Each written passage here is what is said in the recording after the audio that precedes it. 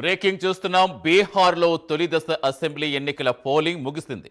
18 జిల్లాల పరిధిలో 121 నియోజకవర్గాల్లో పోలింగ్ ముగిసింది. సాయంత్రం 5 గంటల వరకు 60.13% పోలింగ్ నమోదైంది. ఈ నెల 11న బీహార్లో రెండో విడత అసెంబ్లీ ఎన్నికల పోలింగ్ జరగనుంది. ఈ నెల 14న అసెంబ్లీ ఎన్నికల ఫలితాలు వెల్లడించనున్నారు. ఇక పూర్తి వెల్లడించేందుకు మా నేషనల్ బ్యూరో చీఫ్ కళా లైవ్లో జరుగుతున్నారు. కళా, మొత్తంగా పోలింగ్ సరళి ఎలా కొనసాగింది? సాయంత్రం 5 గంటల వరకు భద్రతా కారణాల దృష్ట్యా కొన్ని సమస్యాత్మక ప్రాంతాల్లో 6 వరకు కంప్లీట్గా ముగిసినట్టేనా? లైన్లో ఉన్న అందరికీ అవకాశం కల్పించారా? ప్రస్తుతం పోలింగ్ సరళికి సంబంధించి ఏం చెప్తున్నారు అధికారులు? సతీష్, దాదాపు మొత్తం మీద మాత్రము ప్రశాంతంగా, కొన్ని చోట్ల చెదురుమదురు సంఘటనలు తప్ప ప్రశాంతంగా మొదటి దశ బీహార్ పోలింగ్ ప్రక్రియ ముగిసిందని చెప్పవచ్చు. కానీ కొన్ని ప్రాంతాల్లో అక్కడక్కడ గొడవలు జరిగాయి. తర్వాత కొంత సీనియర్ నాయకులపై కూడా దాడులు కూడా జరిగాయి. దీనికి సంబంధించినటువంటి పలువురిపై కూడా కేసులు నమోదయ్యాయి.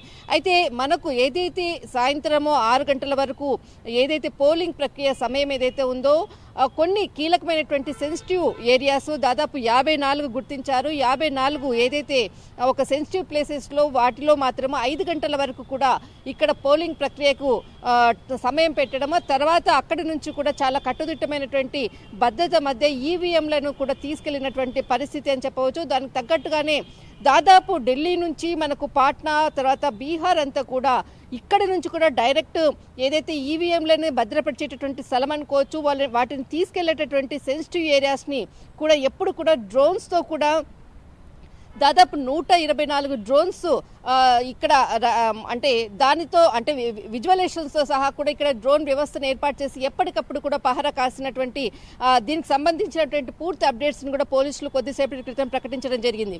అయితే ఇప్పుడు మనకు ఏదైతే 6 గంటల సమయం వరకు కూడా అందుతున్నటువంటి అంటే చివరిగా ఎంత శాతము ఏ ప్రాంతాల్లో నమోదైనటువంటిది ఇంకా కొంత అధికారికంగా కూడా రావాల్సి ఉంది. దాదాపు 5 గంటల సమయము తర్వాత మనకు ఇక్కడ అత్యధికంగా పోలింగ్ శాతం నమోదైనటువంటి ప్రాంతము మనకు, తర్వాత అత్యల్పంగా నమోదైనటువంటి పోలింగ్ ప్రాంతము ఇక్కడ ఎలక్షన్ కమిషన్ కూడా ప్రకటించడం జరిగింది.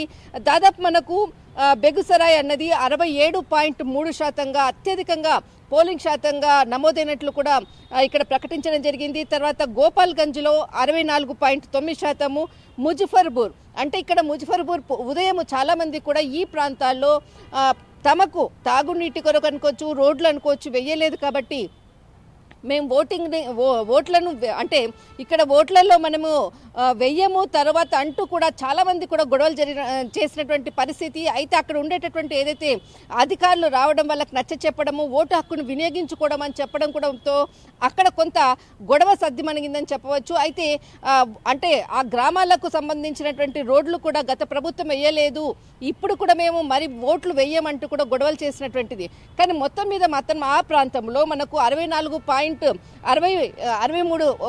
అంటే ఇక్కడ 64% మనకు నమోదైనట్లు కూడా ప్రకటించడం జరిగింది. ఇక్కడ ఈరోజు ఏదైతే ముఖ్యంగా నాయకుల్లో అటు ఆర్జేడీకి సంబంధించిన వాళ్ళు అనుకోవచ్చు, గత నితీష్ కుమార్కి ప్రభుత్వంలో ఉన్నటువంటి కీలకమైనటువంటి భవితవ్యం మాత్రం ఈరోజు చాలా కీలక నేతలు మొదటి ఫేజ్లోనే ఉన్నారు. ఇక్కడ తేజస్వి యాదవ్ అంటే లాలూ ప్రసాద్ ఇద్దరు కుమారులు కూడా మొదటి ఫేజ్లోనే ఉన్నారు. ఇటు తేజస్వి యాదవ్ కానీ తేజ్ ప్రతాప్ కానీ, తర్వాత ఇక్కడ మనకి సామ్రాట్ చౌదరి ఈయనకు సంబంధించినటువంటి నితీష్ కుమార్కి సంబంధించినటువంటి వ్యక్తులు, తర్వాత విజయ్ కుమార్ సిన్హా ఇట్లనిపై ఏదైతే ఒకానొక గ్రామంకి వెళ్లే సమయంలో అక్కడ అతని కారుపై కూడా దాడి చేసినటువంటి సందర్భం, ఆర్జేడీ కార్యకర్తలు నాయకులు దాడి చేశారు. అక్కడ చాలా గొడవైనటువంటి సందర్భం. వీరు ఈరోజు మొదటి ఫేజ్లో ఎన్నికల్లో వారి భవితవ్యము ఈవీఎంలో భద్రపరచడం జరిగింది కొద్దిసేపటి క్రితము.